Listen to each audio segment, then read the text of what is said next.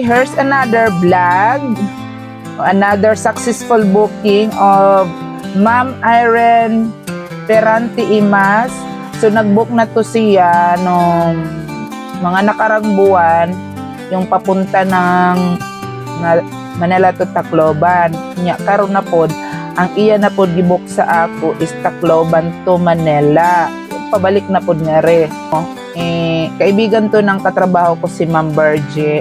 So, thank you so much Ma'am Bergie sa pag-refer sa akin. And thank you supporting my business. Thank you so much. So, nagpabook siya papunta dito. Tapos, nagpa-add din siya ng baggage. Okay. So, wala naman na siya ikuan hassle.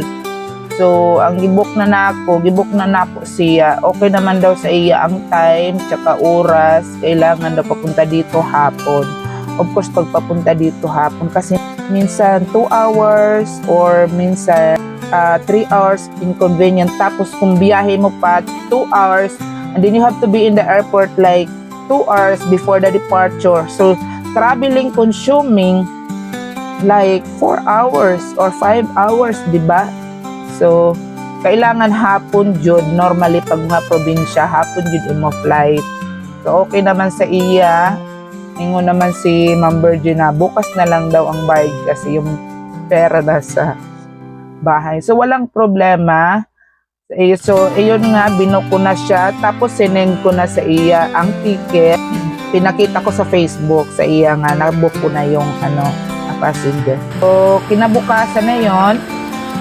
Inabot na ni Ma'am Bergie. Inabot ko na yung ticket at sinambot na niya sa akin yung bayan. So, thank you so much, Ma'am Irene.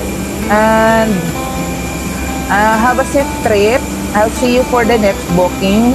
Please follow my page, Mads Jackie Travel Agency, also in my TikTok, Instagram, and especially on my YouTube. Follow me there and kindly watch this vlog.